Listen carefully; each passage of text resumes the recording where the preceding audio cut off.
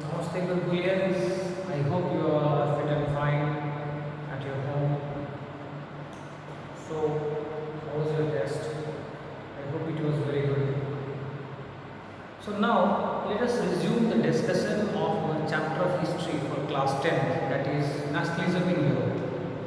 In the previous lecture or previous class, we have discussed about Treaty of Vienna and how the new age of conservatism came after 1815. Means when Napoleon seized the power, then a new way of conservatism came, and that new way of conservatism again led to a change in the society.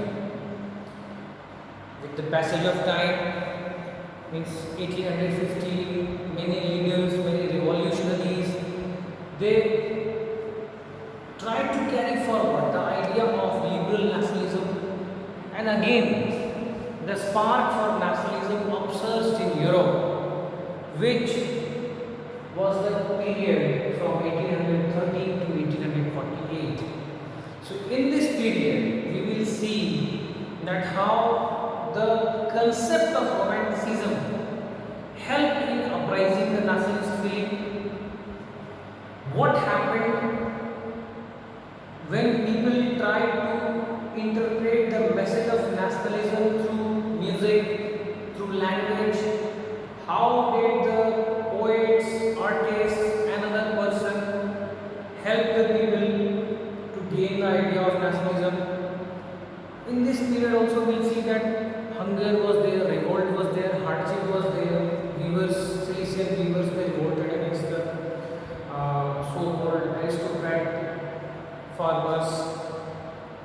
What happened when monarch was abdicated? How 1848, that was the revolution of the liberals. How did May revolution was suppressed in 1848 of the liberals?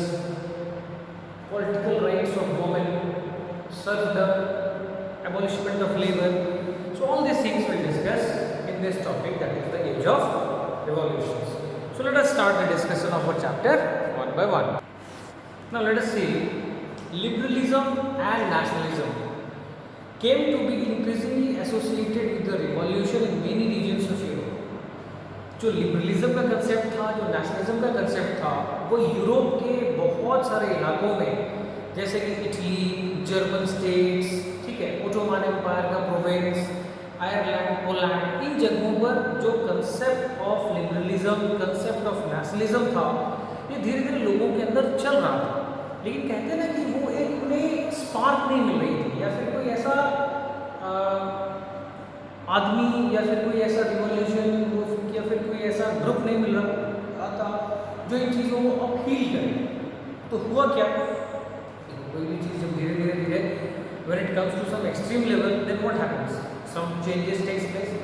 So the first upheaval took place in July 1830. सबसे पहला कब हुआ? 1830 में revolt लोगों के द्वारा शुरू किया गया, which led to Belgium breaking away from United Kingdom. Belgium United Kingdom से टूट गया of the Netherland, United Kingdom of Netherland से बेल्जियम अलग हो गया, राइट। इसका मतलब क्या हुआ कि जो जुलाई रिवॉल्यूशन, इसी को कभी कभी जुलाई रिवॉल्यूशन भी कहा जाता है, because this took place in 1830 the month of July, right. ये तो पहला हुआ। अच्छा, इसके पहले भी हो चुका है, ग्रीस, आपने पढ़ा हुआ है, बहुत सारी पिक्चरें भी देखी होगी जिसमें ग्रीस को दिखाया जाता था, बहुत क्रेडल ऑफ द सिविलाइजेशन। ऐसा माना जाता है कि दुनिया को अगर यूरोपियन कंट्रीज में खास करके अगर सिविलाइजेशन का कोई जन्म पाता है तो Greece is that country, right. So the growth of nationalism sparked struggle for independence which began in 1821। Actually start तो 1821 में ही हो गया था, बट क्या हुआ कि 1830 में ये इसमें थोड़ा सा ज़्यादा रूप लिया, बेल्जियम अलग हो गया। So that is why this 1830 is remembered, right. So the first upheaval took place in France in July 1830. आपने क्लास 9 में पढ़ा था नेशनलिज्म इन फ्रांस। तो सबसे फ्रांस इसलिए जाना जाता है क्योंकि फ्रांस में जो ये चेंजेस हुए थे बड़े पैमाने पे हुए थे और पूरे वर्ल्ड को इसके बारे में मालूम है, ठीक है, जुलाई रिवॉल्यूशन हुआ, Brussels uprising the Brussels which led to Belgium breaking away from the United Kingdom of Netherland, जो कि यूनाइटेड किंगडम ऑफ नीदरलैंड से टूट गया। Now in Europe struggle for independence amongst the Greeks began in 1821। Greece के अंदर जो independence का struggle था वो 1821 में शुरू हो गया था। अब स्ट्रगल हो तो कैसे हम इसको बेहतर दिखाएंगे? So poets and artists praise Greece as the cradle of civilisation. ऐसा माना जा रहा था कि जो ग्रीस है वो यूरोपियन सिविलाइजेशन का जन्मदाता है, राइट। मीन्स कि बिना ग्रीक सिविलाइजेशन के कोई भी यूरोपियन देश आज इतना ज़्यादा डेवलप नहीं हो सकता था, राइट। सो अब ग्रीस के साथ क्या हुआ, कैसे ग्रीस इंडिपेंडेंट हुआ? सो ग्रीस के साथ भी एक ट्रीटी हुआ और उस ट्रीटी का नाम था ट्रीटी ऑफ कॉन्स्टेंटिनोपल, राइट।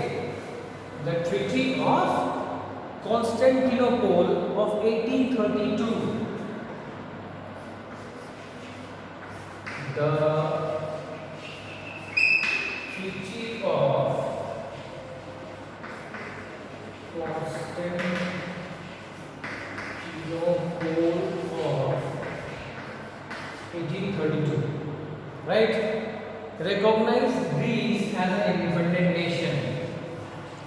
जब ग्रीक्स के लोगों ने फाइट किया, ग्रीक्स के पोएट्स ने, आर्टिस्ट ने, ग्रीक्स के जो ग्रीक सिविलाइजेशन को मानते थे, समझते थे, उन्होंने आवाज़ उठाई and finally in 1832 the treaty of Constantinople was signed which recognized Greece as an independent nation. The treaty of Constantinople of 1832 recognized Greece as an independent nation.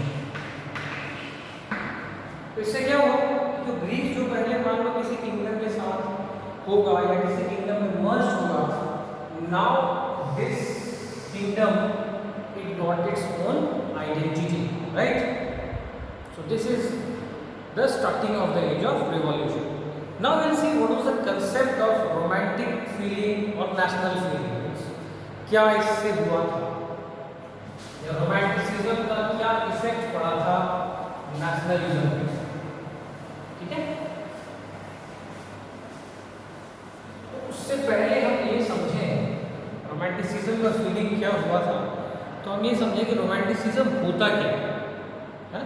तो अगर हम रोमांटिसिज्म के बारे में बात करें तो रोमांटिसिज्म एक फीलिंग होता है, ठीक है, जिसके द्वारा कोई भी पोएट, कोई भी आर्टिस्ट, कोई भी राइटर आपके अंदर के फीलिंग्स को जगाता है, जिससे आप अपने कंट्री के प्रति या किसी पर्टिकुलर टॉपिक के प्रति या अपने देश के मान लीजिए धरोहर के प्रति, देश के भाषा के प्रति, देश के लोगों के प्रति आपका जो फीलिंग है वो जगता है and you help others to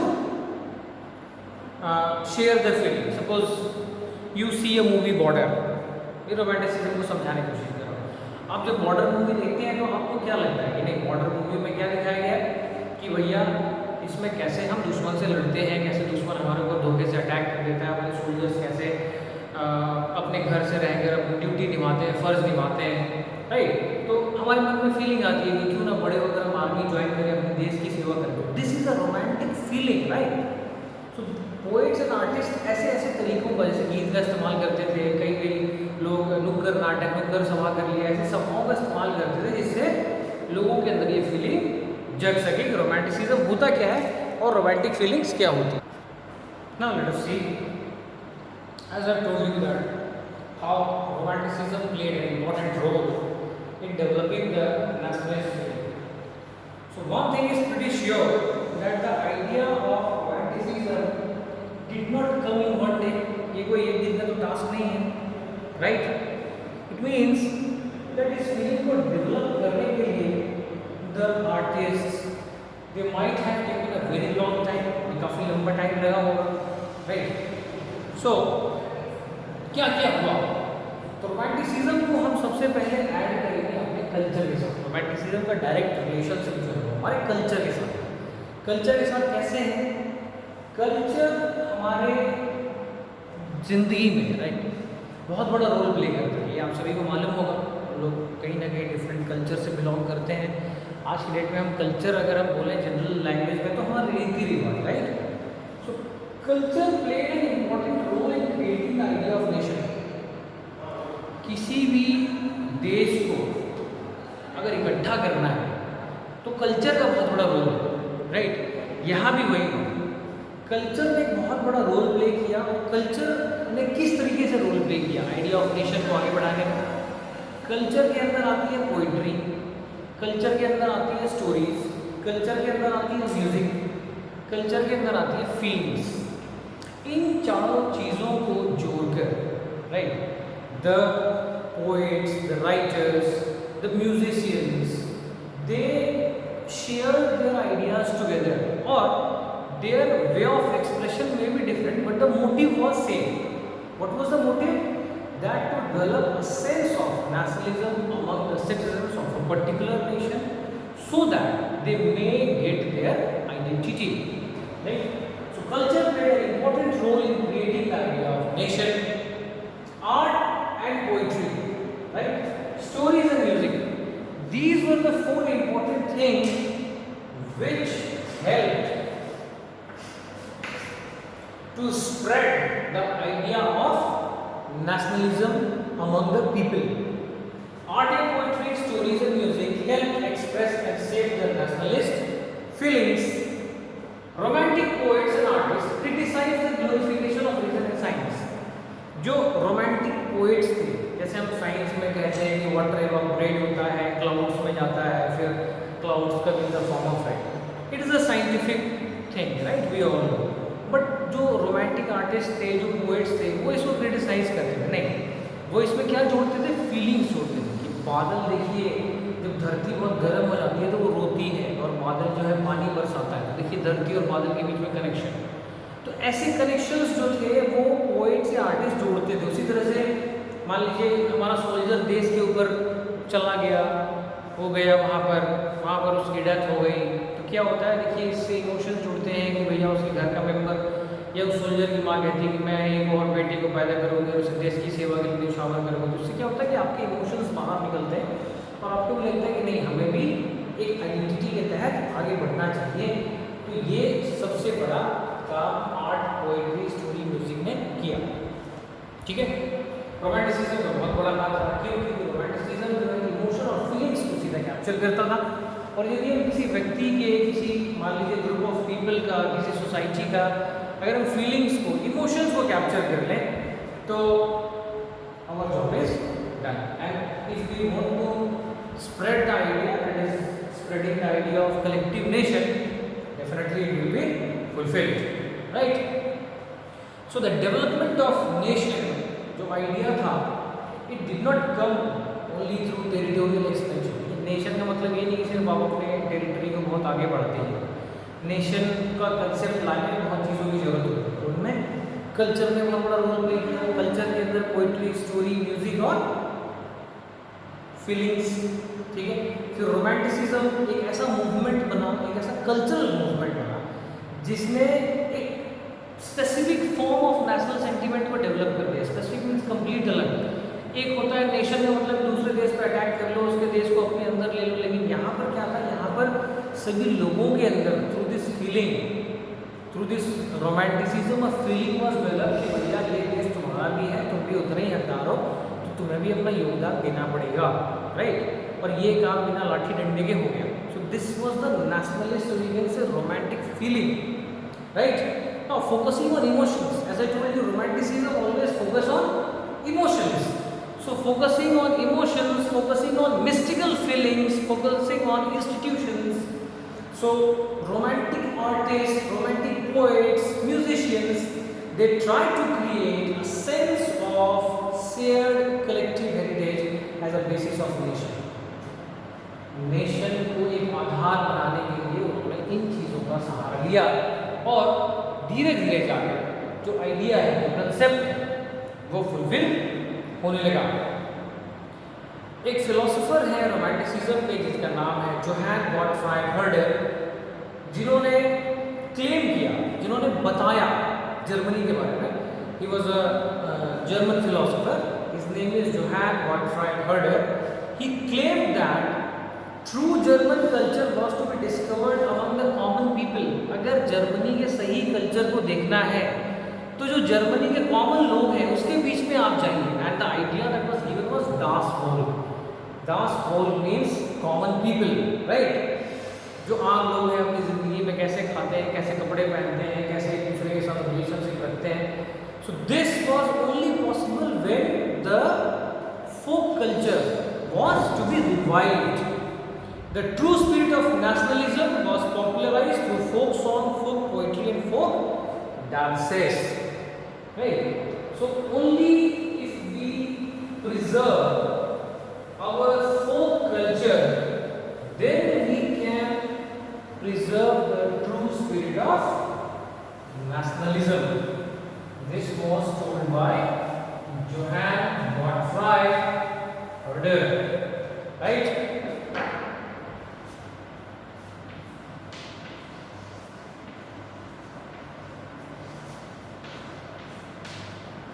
Don't get confused in the spelling. It is Gottfried.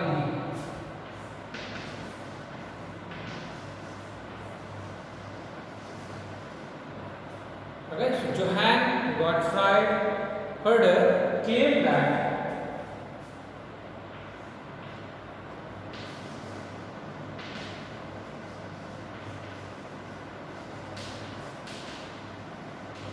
true spirit of nationalism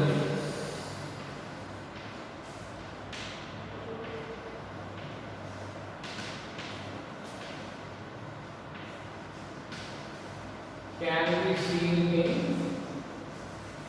folk culture, and this folk culture needs to be preserved. Then only we can stick to our actual folk thing, or you can say the concept of nationalism. Now we'll see hunger, hardship and revolt. So till now we discussed about romanticism. अब देखिए, जब कहीं भी nationalism की बात चलेगी, लोगों के अंदर चेंजेस आएंगे, तो कुछ ना कुछ बदलाव तो होंगे। 1830 में क्या हुआ था? सर्च हुआ था नेशनलिज्म। लोग मान लीजिए एरिस्टोक्रेसी के खिलाफ हो गए, मोनार्की के खिलाफ हो गए। तो दैट टाइम मोनार्की पर कंट्रोलिंग पावर, एरिस्टोक्रेट्स पर कंट्रोलिंग पावर, वो कुछ ना कुछ तो करेंगे ही। तो इसके अलावा मान लीजिए इंडस्ट्रियलाइजेशन का फेज चल रहा था, लोग गाँव से शहरों में आ रहे थे, अचानक से शहर ओवर क्राउडेड हो गए, वहाँ पर लोगों को रहने के लिए जगह नहीं होगी, स्लम्स में लोग रहते होंगे। जो छोटे छोटे प्रोड्यूसर्स थे उन्हें बड़ी कंपनियों से कड़ा टक्कर मिलता होगा। यूरोप के बहुत सारे वो पार्ट जहाँ पर एरिस्टोक्रेसी अब भी थी, वहाँ पर पीजेंट्स या फिर जो कॉमन पीपल थे उन्हें बहुत ज़्यादा दिक्कतें होती थी। सो ये सभी चीज़ें थी जो 1830s में काफ़ी कॉमन थी यूरोप में। और लोगों ने जब इसका विरोध किया तो क्या हुआ? सिलिसियन वीवर्स के बारे में बात करें। सबसे पहले हम ये देखें that the period of 1830 were the year of, you can say, great hardship in Europe। इसका सबसे बड़ा रीज़न क्या था कि 19th सेंचुरी के फर्स्ट हाफ में यूरोप का जो पॉपुलेशन था वो बहुत बढ़ गया। अब see anywhere in the country, if a population is increasing at a very tremendous rate and your land, you know, it is a fixed asset. Land तो एक फिक्स्ड एसेट है। अब वहाँ पर अचानक से इतना क्रॉप्स तो ग्रो नहीं हो पाएगा कि सभी के डिमांड्स को फुलफिल कर सके। अच्छा, उस समय इतना भी कंसेप्ट था नहीं HYV स्वीट्स और बाकी चीज़ों का। सो क्या हुआ? गांव में लोग मान लीजिए जो सरप्लस में थे वो क्या करने लगे? शहरों में आकर माइग्रेट करने लगे। क्यों माइग्रेट करने लगे? In search of work. जब शहरों में वो काम करने आएंगे तो रहेंगे कहाँ? रहेंगे झुग्गी झोपड़ियों में रहेंगे। That were called as slums. Living in the slums in a very poor miserable condition. जो गांव के छोटे मोटे स्मॉल प्रोड्यूसर्स थे, they were facing stiff competition from the importers of Europe. Europe के इम्पोर्टर्स, मैनचेस्टर के यूरोप इम्पोर्टर्स जो थे, they used to bring machine made goods in the market which were cheaper as comparison to the handmade goods, right? तो उससे क्या होता था कि उनकी बिक्री कम होती थी। सॉरी सी बात है, अगर आपका बिजनेस नहीं चलेगा तो हाउ विल यू सर्वाइव? उन्हें भी प्रॉब्लम होने लगी। जैसे आज आप देखो आज आप दुकान पे जाते हो तो यू प्रेफर फिनिश्ड गुड्स, है ना। कोई मान लो ऐसा नहीं है, बहुत कम ही लोग होंगे जो दुकान पे जाएंगे, पहले शर्ट का कपड़ा लेंगे, फिर दर्जी के पास जाएंगे, माप देंगे, स्टिच करवाएंगे। First thing it will take a lot of time. Second thing if they consider the total cost from buying to stitching, that will be also heavy or that will be also more. So people prefer to buy ready-made goods in that amount and they get it the desired one also. So that was another problem in many regions of Europe, as I told you, where aristocracy still enjoyed power. Peasants struggled under the burden of feudal dues and obligations. Many parts of Europe.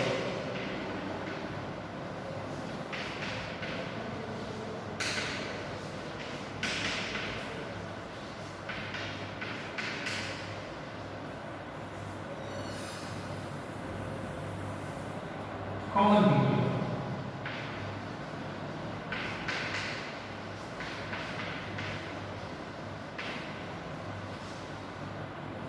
Common people were under feudal dues and obligations.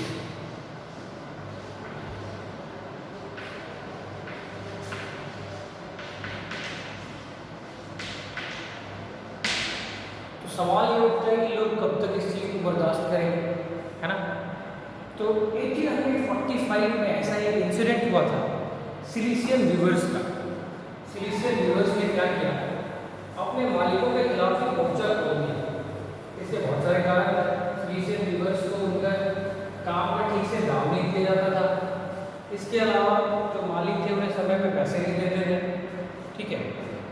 और इन चीज़ों के कारण these weavers revolted against their masters and that revolt was known as Weavers' Revolt of 1845. That was known as Weavers' Revolt of 1845. अब क्या हुआ था इस Weavers' Revolt में? सिलिसिया एक छोटा सा गांव है। In Cilicia, village weaving was the most widespread occupation. गांव में लोग यूरोपियन ट्रेडर्स से काम लेते थे और गांव में करते थे। The misery of the workers was extreme. The desperate need for job has been taken advantage by the contractors to reduce the price of the goods they order. In Cilicia, the weavers work for the European contractors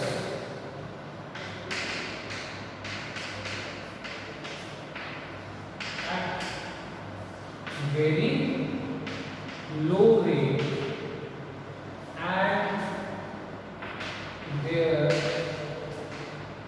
life was miserable. जो बंदा मान लो बहुत कम पैसे में काम करेगा उनकी जिंदगी तो वैसे ही खराब होगी, ठीक है। तो हुआ क्या, 1845 में अचानक से सिलिसियन वीवर्स ने उन्होंने रिवोल्ट कर दिया against contractors who supplied the raw material and gave them orders for face textiles but drastically reduce there payments. Revolt किसके हुआ था? Revolt was regarding the low wages paid by the contractors. जो था उन लोग जो कॉन्ट्रैक्टर्स थे वो काफ़ी कम पैसे देते थे। ठीक है, कॉन्ट्रैक्टर्स इनको घर में आकर काम देते थे, but at least if you are telling people to work then fixed और मिनिमम वेजेस, आज के डेट में क्या गवर्नमेंट मिनिमम वेजेस फिक्स करती है, मिनिमम वेजेस एक्ट भी है, उसमें गवर्नमेंट क्या करती है कि आपको इतना पैसा देना ही देना है। तो कॉन्ट्रैक्टर्स क्या करते हैं कि इनका फ़ायदा उठाते हैं। फ़ायदा क्या उठाते हैं? इनको घर पे रॉ मटेरियल दे दिया, अच्छा देख लिया कि भैया इनको काम की ज़रूरत है, कम पैसे में भी काम करने को तैयार है, तो ये बहुत लो वेजेस देते थे जिससे उनका बिल्कुल भी गुजारा नहीं हो पाता।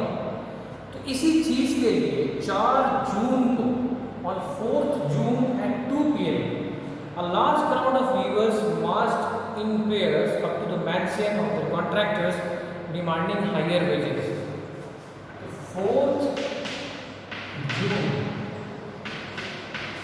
2 p.m. weavers march to the scene of their contractors. ठीक है, वीवर्स वहां पर कॉन्ट्रैक्टर्स के घर के पास गए और उनका क्या कहना था कि हमारे वेजेस को बढ़ाओ, लेकिन क्या हुआ, दे वर treated badly and threatened. उनके साथ ना ही बुरा बर्ताव किया गया बल्कि उन्हें धमकी दी गई कि चुपचाप वापस लौट जाओ, नहीं तो ये जो पैसे दिए जा रहे हैं ये भी आपको नहीं दिए जाएंगे। क्या हुआ भाई, लोग जब जा रहे हैं, लोगों को कम वेतन मिल रहा है तो गुस्सा तो रहेगा ही। तो उन्हीं में से, उन्हीं वीवर्स में से एक ग्रुप ऑफ वीवर्स ऐसे थे जो जबरदस्ती कॉन्ट्रैक्टर्स के घर में घुस गए। A group of the weavers force their way to the house of the contractor and destroy their window pans, furnitures, etc. Another group of weavers it broke into the storehouse and plundered it of the supplies of cloth which they tore to shreds. उनके गोदाम में घुस गए, उनके कपड़े फाड़ दिए जो वीवर्स को देने के लिए रखा जाता था, या कॉन्ट्रैक्टर्स जो अपने गोदामों में रखते थे। ठीक है, कॉन्ट्रैक्टर्स ने देखा कि सभी वीवर्स ने अचानक से हमला बोल दिया है, तो कॉन्ट्रैक्टर अपनी फैमिली के साथ वहाँ से भाग गए और आसपास के किसी गांव में या पुलिस स्टेशन में जाकर उन्होंने शेल्टर लिया। 24 घंटे के बाद वो लोग पुलिस के साथ लौटे और वीवर्स ने रिवोल्ट किया। ठीक है, 11 वीवर्स को शूट कर दिया गया।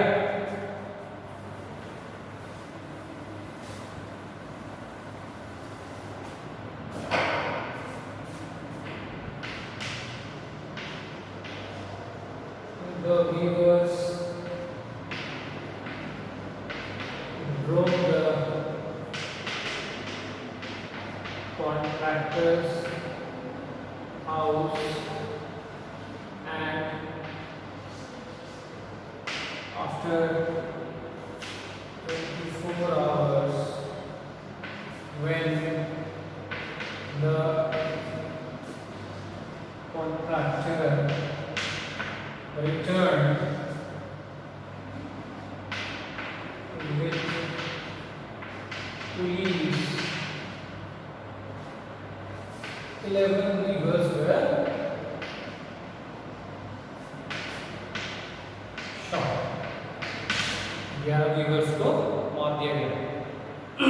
Okay, so this was the outbreak of revolution. Now, as we discussed in the last that the food prices 1830 में जो इकोनॉमिक डिप्रेशन आप कह सकते हैं या हार्डशिप कह सकते हैं यूरोप में था, उसके बहुत सारे कारण थे जैसा हमने डिस्कस किया। पहला तो सबसे बड़ा कारण था पॉपुलेशन का बढ़ना, और किसी देश का अगर पॉपुलेशन बढ़ेगा तो आप समझ सकते हैं कि कितनी बड़ी समस्या वहाँ पर हो सकती है। Next is the abdication of monarch. Monarch का कैसे खात्मा हुआ? So the rise of food prices or a year of bad harvest led to widespread beggarliness in the town in the country. अच्छा, पॉपुलेशन तो बढ़ ही रहा था, दूसरा सबसे बड़ा बात क्या हो गया कि प्राइस राइज और बैड हार्वेस्ट, इसने बाकी का काम और कर दिया। अब जब आपके पास हार्वेस्ट होगा नहीं, आपका पॉपुलेशन बढ़ रहा है, तो स्वाभाविक सी बात है खाने की दिक्कत होगी, है ना।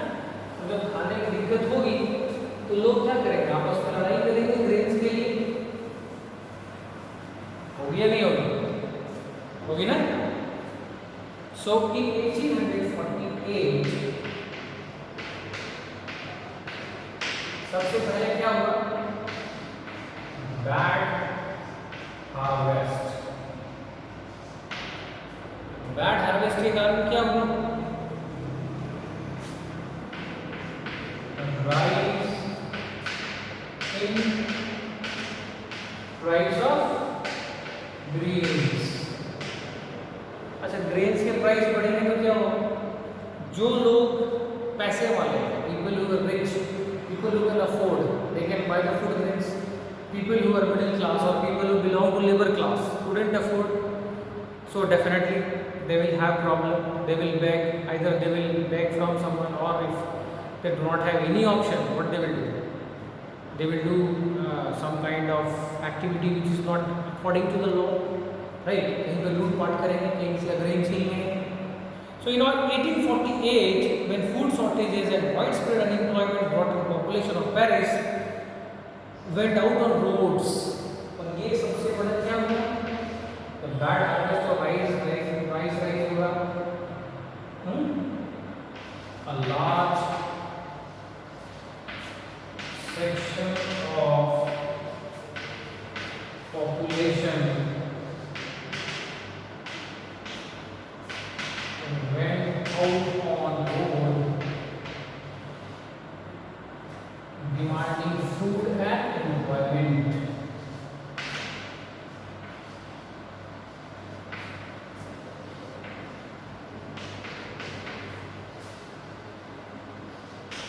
In Paris, ये फ्रांस से रिलेट करके बता, ठीक है? अब क्या हुआ? लोग तो भैया अपने राजा से बोलेंगे. अच्छा, उस समय राजा कौन था? Louis Philippe. Barricades were erected and Louis Philippe was forced to flee. A national assembly proclaimed and a republic and granted suffrage to adult males above 21 and guaranteed the right to vote. जब Louis Philip भाग गया, तो national assembly बनी और national assembly ने बनते ही दो rule को पास किया. पहला रूल राइट टू वर्क, ठीक है? पहला रूल क्या किया उन्होंने? Right to work. एंड दूसरा राइट टू वोट.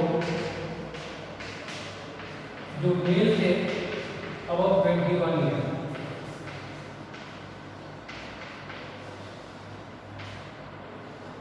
इनको वोट का अधिकार दिया गया. नेशनल असेंबली बनी, दो चीजें हुई. Universal adult suffrage, that is the right to vote, and right to work was granted. Events of February 1848 in France had brought about the abdiction of monarchy.